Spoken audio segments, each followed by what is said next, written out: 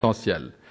Avec les deux écoles polytechniques, celle de Zurich, celle de Lausanne, mais aussi le PSI, le Paul Scherrer Institute, et à moindre mesure l'EMPA, alors que les autres sont relativement moins impliqués, si ce n'est l'ERVAC pour les aspects liés à l'eau. J'ai essayé de calculer, aujourd'hui, il y a plus de 80 laboratoires, aujourd'hui, dans le domaine des écoles polytechniques, qui font de la recherche, dont un nombre relativement significatif sur les technologies de rupture. J'étais un tout petit peu étonné avant d'écouter en disant qu'il n'y a plus besoin de recherche. Non, je crois qu'au contraire, il y a besoin de beaucoup plus de recherche. Aujourd'hui, les rendements technologiques des systèmes photovoltaïques sont extrêmement bas. Il y a besoin de la recherche, mais de la recherche aussi fondamentale pour pouvoir passer à cet élément-là. On a tendance peut-être à l'oublier. On parle aujourd'hui, en entendant les débats, je comprends tout à fait, avec les dimensions politiques, mais n'oublions pas que ce problème ne va pas se résoudre par ces seuls éléments. Nous avons besoin de breakthroughs technologiques. Et ils viendront de différents domaines. Voilà les grands domaines sur lesquels les deux écoles polytechniques travaillent. L'énergie de fusion, le photovoltaïque, la production d'hydrogène, les piles à combustible, les systèmes énergétiques chimiques. Ceci nécessite des moyens. Aujourd'hui, nous aurions de la peine à commercialiser, à développer, puisque la recherche fondamentale n'est pas encore assez développée dans beaucoup de ces domaines.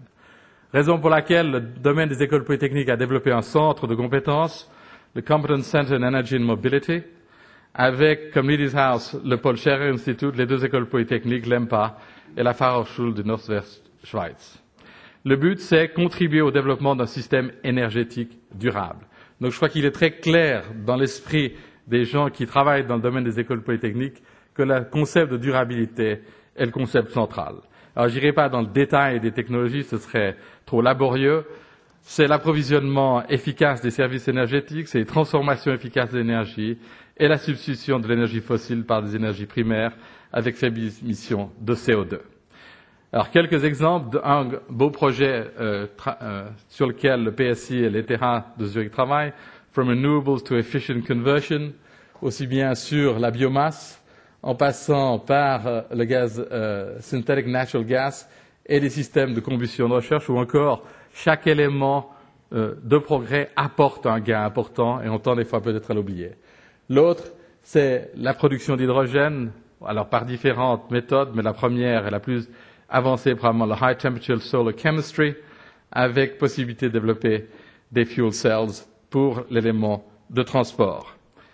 Alors je n'irai pas dans le détail de la chimie, mais simplement pour vous montrer que ceci nécessite des recherches encore relativement fondamentales, que l'argent qui doit être mis sera important et on tend un tout petit peu à l'oublier ces jours. L'autre élément, alors qui est peut-être plus controverse, mais qui l'est quand même moins, parce qu'elle porte d'une certaine manière le mot nucléaire à l'intérieur, même si on ne parle pas de fission, mais de fusion. Je crois personnellement que la quête énergétique du XXIe siècle, en tout cas pour l'élément électrique, doit être celle de la fusion contrôlée. On parle toujours du solaire. J'aime rappeler que la fusion, c'est le solaire sur Terre.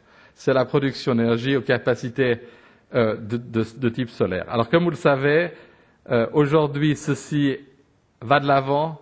La Suisse n'est certainement pas capable de juste par elle-même de le faire, mais elle est capable d'y contribuer.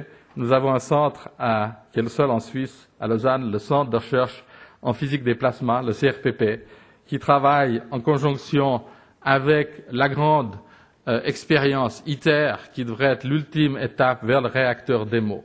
Le problème, c'est que nos physiciens, ça fait à peu près 30 ans qu'ils nous proposent, qu'ils nous promettent cette énergie. Elle est difficile à maîtriser, mais je crois qu'aujourd'hui, nous sommes dans une des étapes importantes.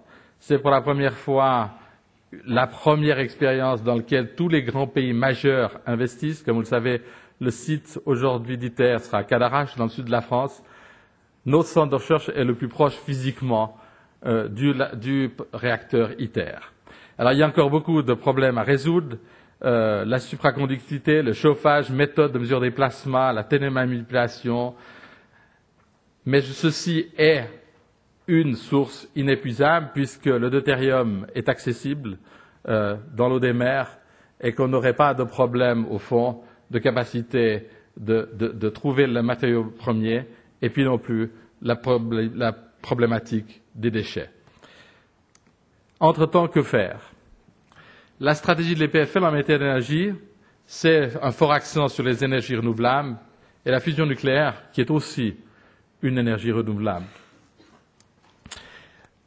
De facto, c'est aussi dans la formation, la sensibilisation. J'aime rappeler qu'effectivement, lors des grandes bulles Internet, biotech, non pas que ce soit des bulles, et je dirais surtout pas dans cette ville, c'est important aussi, peut-être que ce domaine a été un peu délaissé. Il a été vu par les étudiants aussi comme un domaine un peu classique et moins attractif que le domaine des technologies de l'information ou de la biotechnologie. Aujourd'hui, ceci est en train de changer, mais nous devons aussi apprendre à nos étudiants à prendre conscience que cet élément-là est un élément important, porteur d'avenir et aussi d'emploi. L'autre élément, c'est la valorisation, puisque c'est notre troisième mission. C'est non seulement de faire de la recherche fondamentale, mais c'est cette capacité maintenant de le transmettre vers l'industrie au travers de, souvent, start-up. Donc, c'est Clean Tech Technologies qui seront un élément aussi important dans le développement de ces nouvelles formes d'énergie renouvelable. And last but not least, il faut non seulement prêcher, mais vivre. Donc, essayer de faire que nos campus, dans lesquels nous travaillons, nous cherchons, soient des campus durables. Alors, pour ceci, nous avons diverses initiatives. La première, c'est la création de l'Energy Center à l'EPFL de 20 laboratoires qui sont actifs dans les domaines suivants de sources d'énergie renouvelables et innovatrices, de production, distribution, stockage. L'élément de stockage est un élément extrêmement important. Les technologies de construction, on en a entendu parler, qui peuvent nous apporter un gain important d'énergie, de savings. Et puis le nucléaire, avec la physique des réacteurs à fusion contrôlée. Et de nouveau, un aspect important, c'est les aspects économiques de l'énergie, le public policy. Et on l'a bien entendu aujourd'hui, c'est un élément très important. On ne peut pas, nous, chercheurs, rester dans le seul tour d'ivoire, mais devons participer d'une manière ou d'une autre au débat public. Un exemple, je crois que vous en avez déjà entendu parler ce matin, c'est la table ronde que nous avons mise sur les biocarburants durables. Comme vous le savez, c'est un élément très discuté. Nous avons mis 300 experts de plus de 40 pays, d'ONG et autres, pour essayer de faire une publication de version 1 d'un standard international de production durable de biocarburants. L'autre élément, on a parlé d'Alinghi, l'autre élément dans lequel l'EPFL s'est lancé, c'est le projet de Bertrand